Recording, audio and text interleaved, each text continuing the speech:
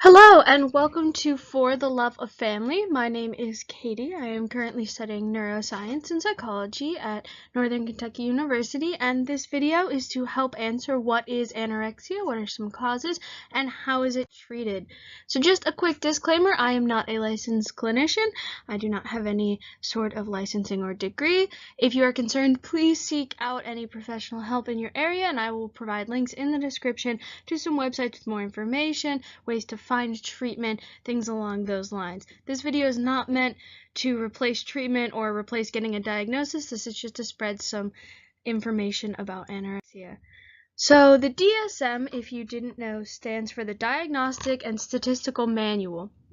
It is what most clinicians in the United States use to diagnose psychological disorders and things along those lines. So the DSM criteria for anorexia is as follows on the screen, which is a persistent restriction of energy intake leading to significantly low body weight in context of what is minimally expected for age, sex, development, trajectory, and physical health. Either an intense fear of gaining weight or becoming fat, or persistent behavior that interferes with weight gain, even though significantly low weight, disturbance in the ways one's body weight or shape is experienced, undue influence of body shape and weight on self-evaluation, or persistent lack of recognition of seriousness of the current low body weight.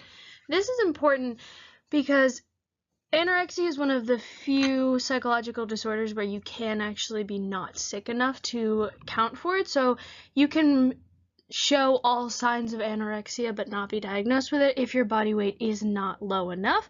There is a different term for that we'll cover in a different video of mine, but keep that in mind that if you see somebody showing all symptoms but they don't get the official diagnosis, it could be that they're just not a low enough weight yet. Hopefully they don't get to a low enough weight. So there are two subtypes with anorexia. There's the restricting type and the binge purge type. So the restricting type is what most people generally think about. It's severely restricting their food intake, maintaining low calorie, restricting the types of food eaten, like they might stay away from carbs or absolutely no dairy, eating only one meal a day. They may also follow obsessive and rigid rules, so only eating foods of one color, only eating liquids, completely avoiding anything non-organic, stuff along those lines.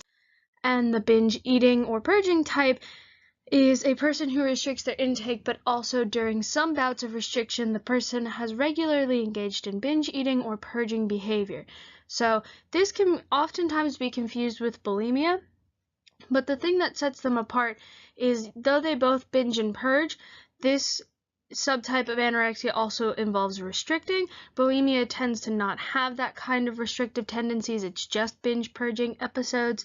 But purging can look anything like self-induced vomiting, overexercise, the misuse of laxative diuretics or enemas, anything along those lines. And binge eating behavior is typically seen as eating a drastic amount in a short amount of time, drastic being anything that is more than the typical meal would be for the average person.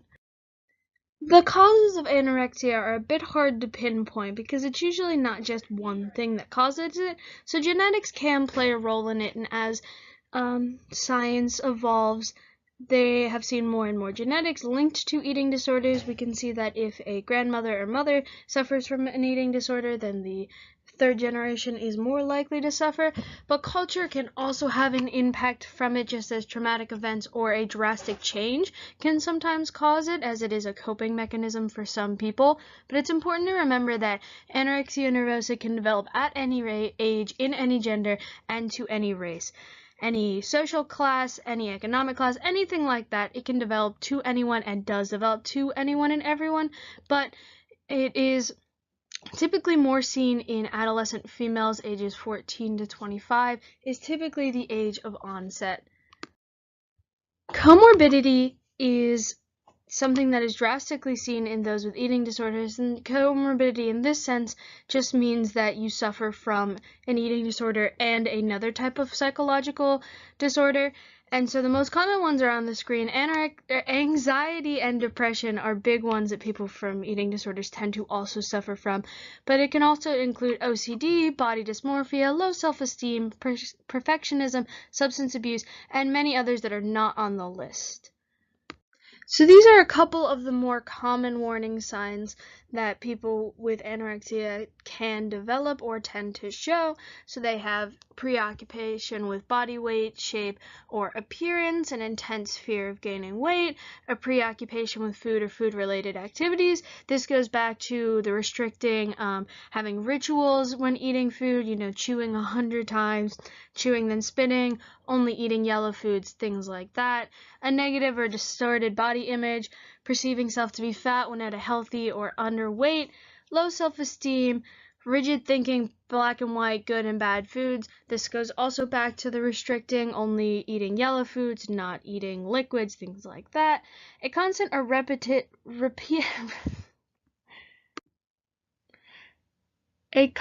or repetitive dieting, restrictive, or rigid eating patterns. So this would be like every single day only eating a plain piece of whole wheat toast because they know it's only 70 calories, so they only eat that every single morning. Things like that, where you eat the same thing every single day because they already know the calories count to it. It makes it easier to control.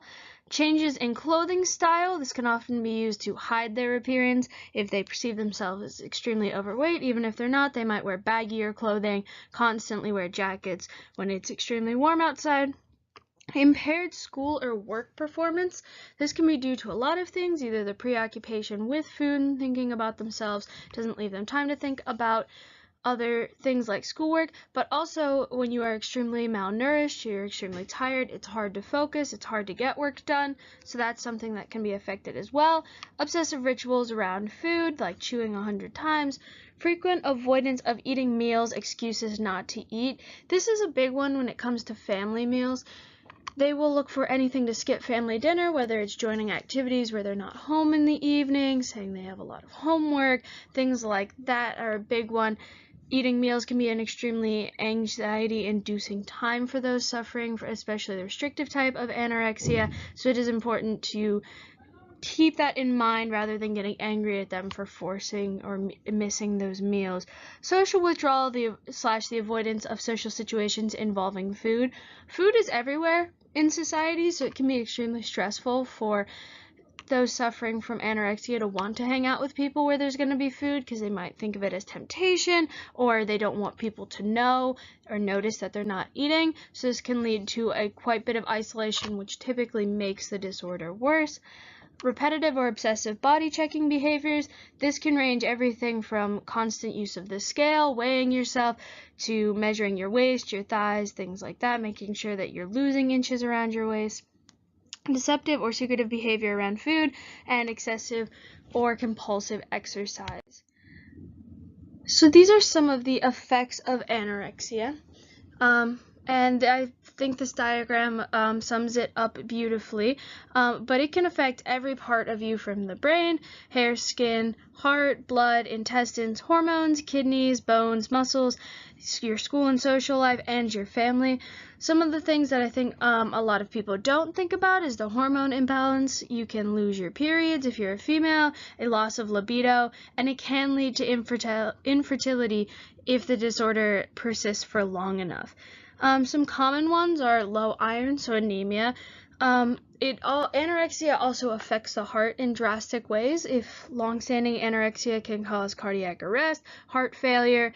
Typically, there's an irregular or slow heartbeat, which is why a lot of people who are underweight are very cold most of the time, because their blood is not getting everywhere that it needs to. One odd thing that a lot of people don't think about is white hair grows over the entire body to try to warm it up, especially if you're extremely underweight. And so that's something that if you've been suffering from anorexia for a long time, that occurs, and it's often very strange to people. But if you would like a more detailed list, there will be a link in the description that shows some of the more adverse effects of anorexia. I want to emphasize that recovery is possible.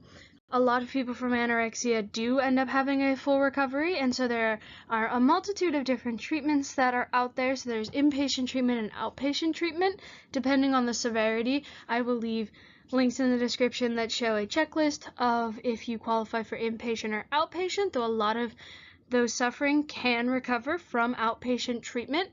FBT stands for family-based therapy. And this is an approach that involves the entire family, practicing family meals together, improving the entire family structure. So not only is the individual working on themselves and improving themselves, but their entire environment is also improving, which is typically extremely helpful. CBT stands for cognitive-based therapy, and that is typically what is used when battling some of the disease's thoughts. And so this therapy looks at the cognition, so what you're thinking and how you're acting them out. So the cognition of I'm overweight, so I need to stop eating, kind of working on both of those simultaneously to make the individual healthier as a whole. I also want to point out that everyone is different. If there are any doubts or suspicions, please seek help from a professional who can properly diagnose and give the correct help for your situation. I know I gave a whole warning signs list and some of the effects. It is possible to not have any of those and still be diagnosed anorexic. It is also possible to have all of those and be diagnosed with something completely different. So it is very important that you seek a professional who can help you properly. Thank you for coming to my channel. Leave any comments, questions you have below in the description. Help each other out if you want to leave personal stories or anything like that. And I will see you guys in the next video. Thank you.